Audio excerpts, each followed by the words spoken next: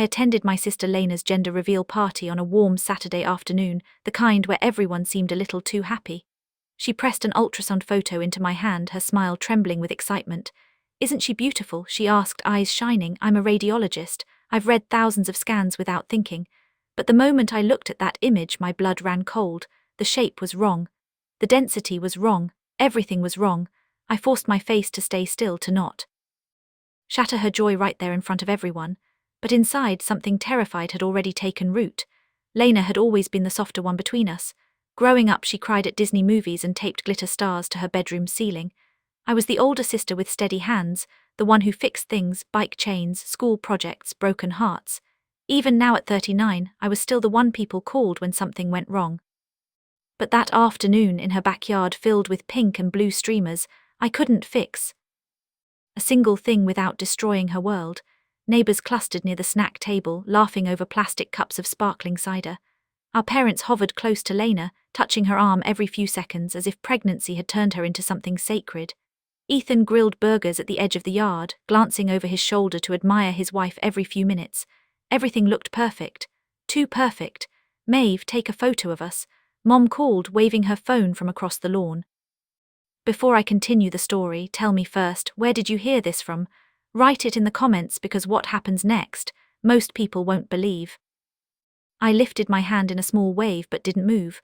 My eyes were still on the ultrasound image tucked in my palm. I'd glanced at it once more on instinct, hoping my first impression had been wrong. It wasn't. I felt the familiar pressure settle behind my ribs, the same weight I'd carried delivering bad news to patients for nearly 2 decades. Lena bumped her shoulder against mine. "You're so quiet. Are you overwhelmed by all this cuteness?" She laughed, gesturing at the decorations. "Cupcakes." With little question marks, a giant balloon tied to a chair, tiny pink and blue socks hung on twine with wooden clips. "Just taking it in," I said. My voice sounded steady, but my skin tingled with unease. I studied her face, glowing with the kind of hope that blinds people. She'd been talking to her baby girl for weeks. She'd painted the nursery. She'd picked out names. If I said anything now in front of 50 people, it would shatter her. I slipped the ultrasound into my pocket and forced myself to blend into the party. I refilled drinks. I smiled when people asked how work was. I listened to one of Lena's friends ramble about gut feelings and pregnancy instincts, while my own instincts screamed louder than the music vibrating through the speakers. But every time I looked at Lena, her hand resting protectively over the curve of her stomach, her head tilted as if listening for something, I felt the ground shift under me. Something was wrong. Horribly, impossibly wrong. I tried to steady my breathing, but years of medical training couldn't silence the instinct screaming inside me. The longer I watched Lena drift from guest to guest, laughing, touching her stomach, accepting every compliment about her glow, the more I felt like I was watching someone sleepwalk toward the edge of a cliff. The music thumped through the backyard. Someone passed out cupcakes. Our dad raised his phone to record everything. All I could see was that scan burned into my mind like an after image. Wrong shape, wrong density. A solid mass where fluid and tiny bones should have been. My fingertips were cold. I needed confirmation. I needed quiet. I needed Ethan. He was across the yard wiping his hands on a towel after turning off the grill. When our eyes met, he smiled at me, a goofy, hopeful grin that made my stomach twist. He thought they were about to find out the gender of their first child. He thought the future was about to drop into his hands like confetti. I moved toward him with purpose, weaving through clusters of guests until I reached the patio. "Ethan," I said quietly, "we need to talk now." His smile faltered. "What did she eat? Something she shouldn't. Is everything okay?" "Not here." I glanced toward the house laundry room now. Confusion flickered across his face, but something in my tone must have cut through the noise because he followed without another question. We slipped inside, shutting the door behind us. The thump of music became a distant pulse. "What's going on?" he asked. "Maeve. You're scaring me." I inhaled slowly, choosing my words the way a surgeon chooses instruments. Precise, controlled, mercilessly honest. "That ultrasound image," I said, "it isn't what you think." He frowned. "What do you mean it's the baby?" It's not a baby," I said, my voice dropping into a whisper. "Ethan, that wasn't a baby." For a second his face went blank like a screen freezing before a crash. Then the color drained from it all at once. "No," he whispered. "No, that can't. She's been feeling kicks. I know what she thinks she felt. But trust me, I've read thousands of scans. This isn't a pregnancy, it's a mess and it's serious." He pressed a hand to the washing machine to steady himself. "You're sure, Maeve? Please tell me you're wrong. I wish I were." Outside, the countdown began. 32, the party roaring toward a celebration built on a lie. Inside, Ethan looked at me with terror in his eyes. What do we do? The balloon popped. Cheers erupted. His world was already cracking. Mine had shattered hours before. Ethan's breathing turned shallow as the cheers outside swelled. Pink confetti drifted past the laundry room window like drifting petals. I could picture Lena crying happy tears, hugging our parents, believing everything in her life was unfolding exactly the way she dreamed. The thought made my throat tighten. We can't tell her here, I said softly. Not in front of everyone, not like this. Ethan dragged both hands over his face. She's been planning this for months. The nursery, the clothes. Everything. How do I tell her any of this? You don't, I said, not yet. First we get her to the hospital tonight. He stared at me like I'd spoken another language. Maeve, she won't leave, not after this. She's going to want to celebrate. I know, my voice cracked, barely audible. But whatever's inside her, it shouldn't wait. A knock startled us both. It was Mom. Are you two hiding from the fun? She teased through the door. Lena's cutting the cake soon. Ethan looked at me, panic blooming. Again, I forced a steady breath, opened the door just enough to smile. Just grabbing something, I said. We'll be right out. Mom nodded oblivious and floated back toward the noise. Ethan whispered, what do we tell her? Tell her I drank too much. I said, tell her you need to drive me somewhere. Anything that buys us time. He nodded slowly, the way someone nods when they're drowning and trying to pretend they aren't. We returned to the yard. Lena rushed toward us. Pink confetti tangled in her hair, a soft glow on her face that nearly broke me.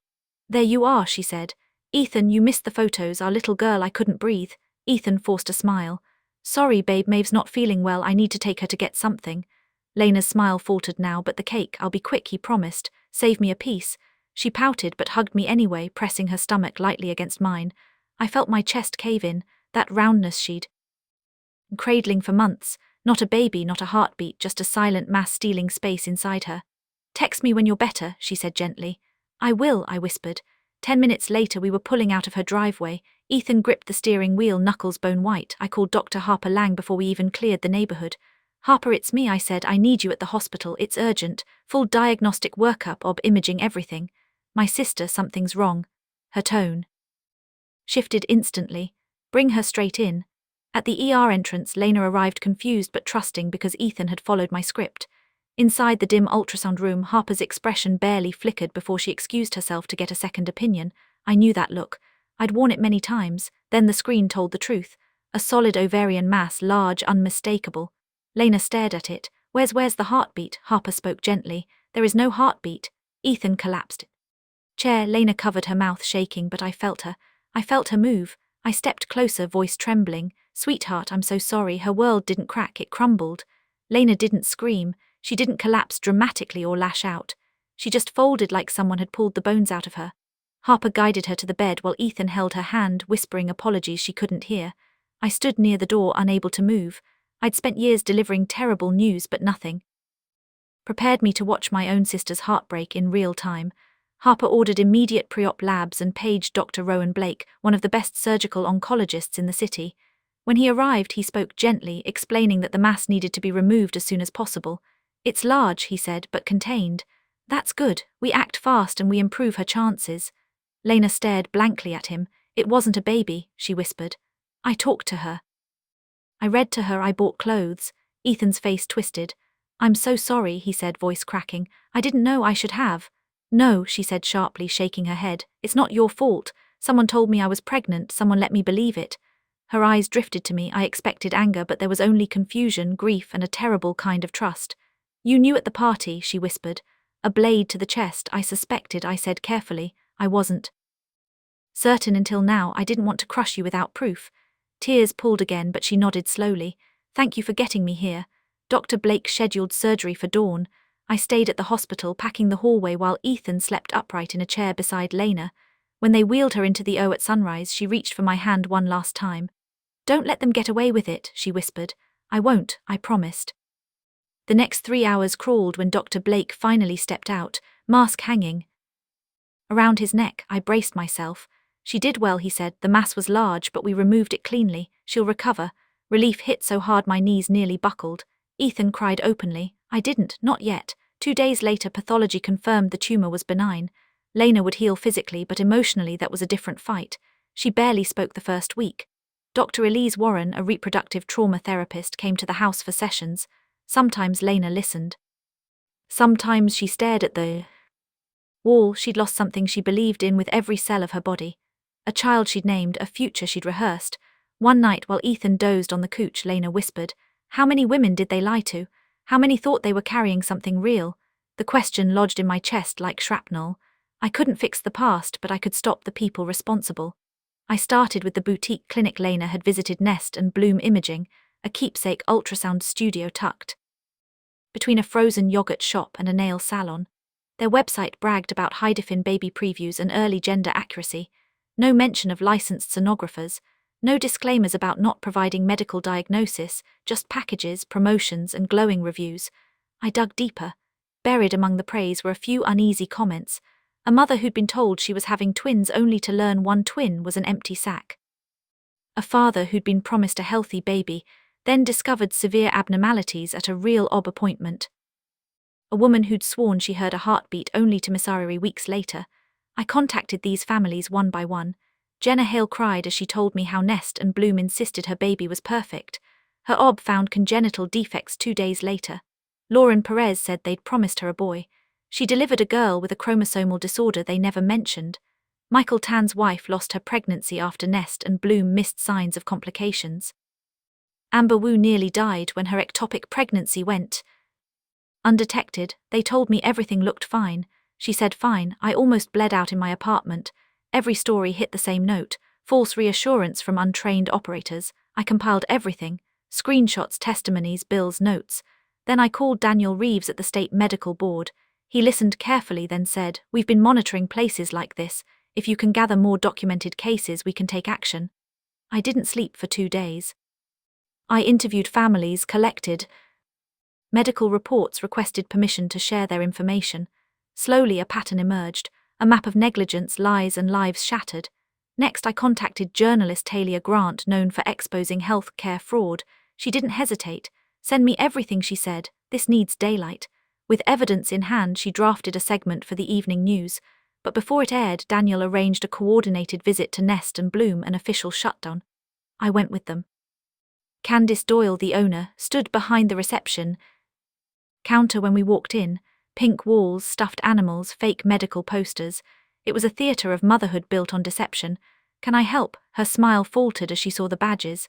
Candice Doyle, Daniel said firmly, "This facility is operating without the required licensing. You are hereby ordered to cease all services immediately." She stiffened. "This is just a keepsake business. People know it's for fun." "No," I cut in, "my sister believed you. She nearly died because of your fun, and..." She wasn't the only one. For the first time fear flickered in her eyes. "This is ridiculous," she sputtered. "Your sister must have misunderstood."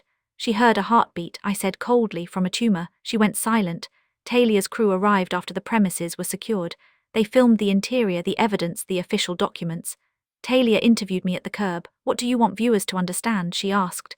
"That ultrasound isn't entertainment," I said, "it's medicine. And when untrained people pretend otherwise, people get hurt." The piece aired that night. Shock waves rippled through the community. Maury families came forward, lawsuits followed.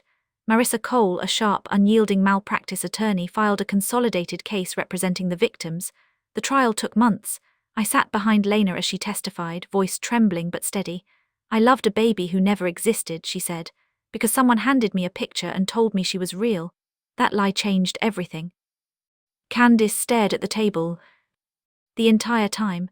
At the verdict, the courtroom held its breath, guilty on all counts. Candice was barred from operating any health-related business and ordered to pay restitution. She left the courtroom in handcuffs. Only then, only when justice had a face and a sentence, did I let myself breathe. Lena reached for my hand. "You kept your promise," she whispered. For the first time in months, she smiled. Lena's recovery wasn't linear. Some mornings she woke up determined to reclaim her life, ready for therapy sessions with Dr. Elise Warren, ready to take a walk or cook something simple. Other days she barely spoke, sitting on the couch wrapped in a blanket while the sunlight shifted across the floor. Trauma rearranges people quietly in ways you only notice when the world slows down. Ethan hovered gently, learning when to step in and when to give her space. He was different too, softer, more protective, less certain of the world's goodness. Sometimes I caught him watching Lena with an expression that was equal parts love and fear, as if he worried she might dissolve if he blinked. I visited, often bringing groceries, helping with small tasks, handling insurance calls, anything that felt too heavy for them. Our parents came by with castles and awkward reassurances, still trying to understand how everything they celebrated at that party had been built on deception. Healing wasn't dramatic. It was quiet cups of tea, slow breaths, long silences that didn't demand answers. Months passed. One evening, Lena called and asked me to come over. Her voice held something I hadn't heard in a long time, steadiness. When I arrived, the house looked different, softer, warmer. Ethan opened the door with red eyes but a smile. In the living room, he said. I stepped inside and froze. Lena was on the couch cradling a tiny bundle wrapped in a pale yellow blanket. The baby's dark eyes blinked up at the room like she was still deciding whether she belonged here. This, Lena whispered, is Sophie. We finalized the adoption this morning. Emotions surged through me so fast it left me breathless. Lena's smile trembled, not from pain this time, but from something gentler. I didn't think I could love again, she said, not after everything. But the moment I held her, I knew she's ours. She was always supposed to be ours. I sat beside her, touching Sophie's small hand. It curled around my finger, impossibly light and real. Lena leaned her head on my shoulder. You saved my life, Maeve. All of this, it's because you chose the truth. The room was quiet except for the soft hum of the air conditioner and the tiny breaths of the baby sleeping against her chest. And in that stillness, for the first time since the party, I felt peace settle in my bones. Sitting there with Lena and Sophie, I realized the truth hadn't ruined us. It had saved us. Lies would have taken her life stolen. Her future shattered every moment that was meant to come. But choosing to face what was real, however brutal, made room for something honest and hopeful to grow. Families aren't defined by perfect moments. They're defined by the ones we survive together. If this story stayed with you, share your thoughts in the comments. And if you want more real stories of justice, healing, and family, don't forget to subscribe so you never miss the next.